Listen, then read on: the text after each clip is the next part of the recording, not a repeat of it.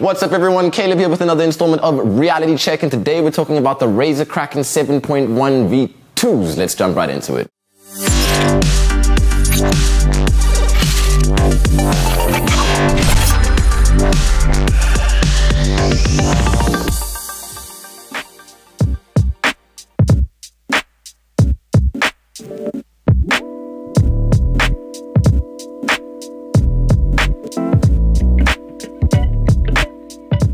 Have you guys ever seen one of those videos, you know the ones I'm talking about, where these dudes are having a sound competition to see who has the loudest or best sound system, basically destroying their cars in the process? Well, if you looked at that and you thought, that's the kind of lifestyle choices I want to make, then these puppies might just be for you, because the bass, you guys, the bass? Yo, the bass. In fact, I'm pretty sure the world loses some of its total bass quotient every time someone purchases one of these things. Just to clarify, the bass can get a little bit overpowering at times. So in certain bassy sections of some music or some games, you'll drown out a little bit of the mids and the trebles, which might not be an issue for you if all you're interested in is gaming. But what if that's not what you're all about? What if you do a little bit of sound design here? What if you're doing a little bit of other things that you need a little bit more versatile sound? Then what? Well, if that is the case and you are looking for something a bit more out of Razer's products, then the Razer Synapse is the perfect application for you. Synapse is Razer's one-stop shop application to customizing many of the features on many of their products, from tailoring RGB lighting to programming macros, calibrating 7.1 surround sound, or even monitoring heat maps. It basically does it all. Now, the thing that's most important about this app to the Razer Kraken, is the simple 8-band equalizer. This equalizer can make the world of difference in terms of tailoring your sound to your specific needs. It can take the Razer Kraken, from the extremely bass central headset to a really nice, well-rounded, versatile and dynamic headset. There's even videos on YouTube which can help you set it up specifically how you want it. Now the part you guys really want to hear about, which is the 7.1 surround sound. It's kind of a misnomer, as the headset only contains a 50mm driver on each side of it. So the virtual surround sound is set up through Razer Synapse. All that being said, however, it's still pretty darn effective. I mean, it's not going to feel like you're listening to true 7.1 surround sound, but the simulated directional sound still works pretty well. Okay, so let's talk about the aesthetic side of this, its body, its build. It's one of the really awesome features about the Razer Kraken. It's got a really, really nice design. I mean, if you look at this thing, the straight matte black finish looks really, really slick. And when you turn on the RGB lightings to play around with it, it doesn't draw away from the color at all. So it accents each other very, very nicely. On top of that, it's a really solid, robust, well-built design. It's got an aluminum unibody, so this thing can take a little bit of a little beating. I'm not saying go and smack people upside the head with it, but I'm pretty sure it could manage if you did. And then also one of the awesome features, and I think this is my favorite thing about it, is look at this little mic that you can pretty much do anything with. I mean, you could wrap it around your finger if you wanted to.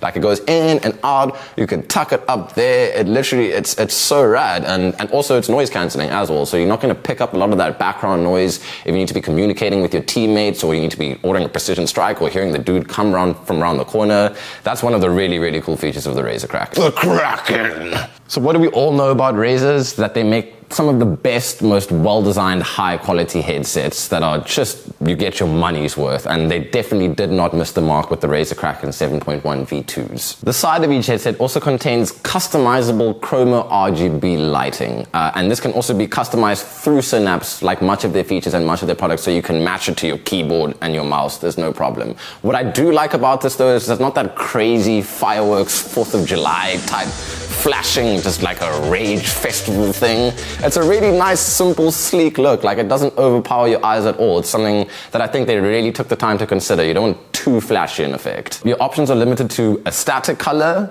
a cycle of various colors, or a single pulsing color. And while it is simple, it still looks really, really clean and really good. So another one of the really, really sick features, and it's a majority, the bulk of the headset, is these really slick, comfortable little, like, look at these things, guys.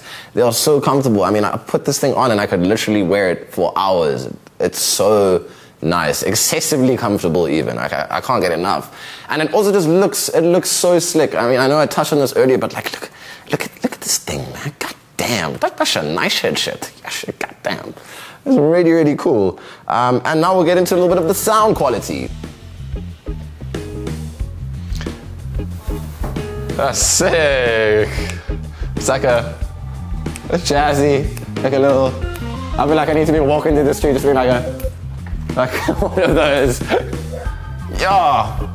And I know I said that the bass was overpowering beforehand, but like I'm still getting a pretty decent like read of the trebles and the mids. I mean, it's solid, make no mistake, the bass it's pumping, but it's still pretty decent.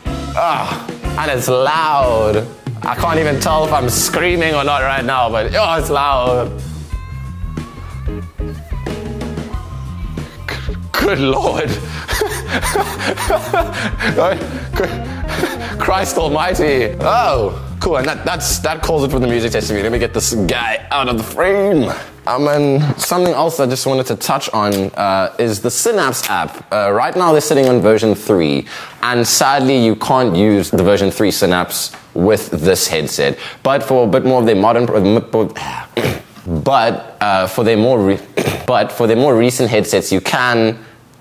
But for their more recent headsets, you can actually use the V3. It's just not compatible with this model. And V2 still kind of works, but it's not great. Let me just wrap this cable up. I'll be right with you guys.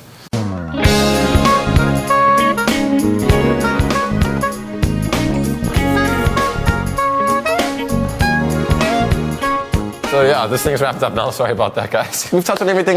It's a really and it's just personally for me, I can say this is the kind of headset I would go for. It doesn't necessarily cover all grounds in terms of mids and trebles and whatever, but if you want that like really immersive bass experience where you just put that thing on, you're like, damn, that's a banger, like it just got lit, then this is the kind of vibe you're going for. This is what you want. It's got a great body, slick design, customizable RGB lighting, all the little touches that you'd want to look like a slick dude with an awesome headset. Okay, and now it's time to talk about the moolah, that money talk, feel me? Yeah, 1,700 Rand at the time of this recording, which is pretty pricey, but considering all the customizable things that you get along with this headset, you get support through the Synapse app, you've got virtual 7.1 surround sound, customizable RGB lighting, like that is a dope, really nice, slick, awesome headset for 1,700 bucks. Not bad. And that pretty much wraps it up for this week's installment of Reality Check. Let me know what you think about my deep, sexy voice in the comment section below. Let me know what you think about the Razer Kraken, 7.1 V2s in the comment section below, and we'll catch you guys next week for another installment of Reality Check.